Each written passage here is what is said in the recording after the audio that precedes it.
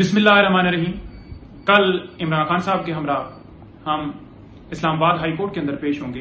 वहां पर बड़ी अहम दरखास्तें जो हैं खान साहब की जो हमने दायर की हैं वो लगी हैं। एक जो साइफर का मामला मीडिया के ऊपर एक हाइप क्रिएट की गई है, उस नोटिस को हमने चैलेंज किया हुआ है और वो कल इस्लामाबाद हाई कोर्ट में वो हमारी पिटीशन लगी हुई है।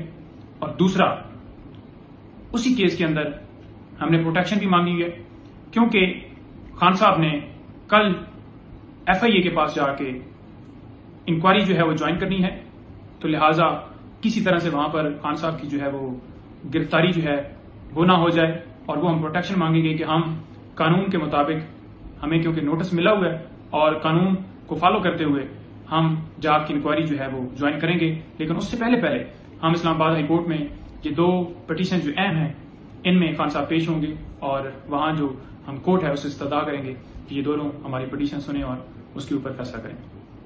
इसके साथ साथ खान साहब के मुख्तलिफ केसेस डिस्ट्रिक्ट कोर्ट के अंदर लगे हुए हैं। और इसके साथ साथ और भी मैं बता दूं कि इलेक्शन कमीशन ने एक नॉन अवेलेबल वारंट वो आज जारी किया। किस टाइम जारी किया? जब कोर्ट का टाइम गुजर गया था।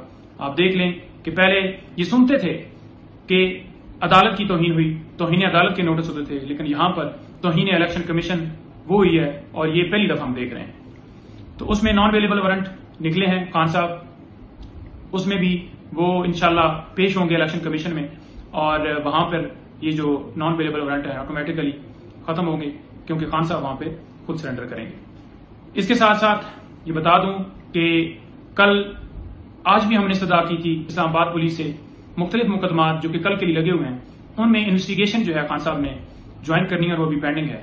लेकिन इस्लामाबाद पुलिस ना जाने क्यों अभी तक हमें उसके ऊपर जो है वो रिस्पॉन्स नहीं कर रही और इन्वेस्टिगेशन जो है वो ज्वाइन नहीं हम कर पा रहे। जब तक इन्वेस्टिगेशन ज्वाइन नहीं करेंगे खान साहब की जमानतें कन्फर्म नहीं होंगी, यानी कि जो पूरी जमानतें हमें मिली हुई हैं वो तब कन्फर्म होंगी जब इन्वेस्टिगेशन हम शामिल तफ्तीश हो जाएंगे पुलिस के सामने।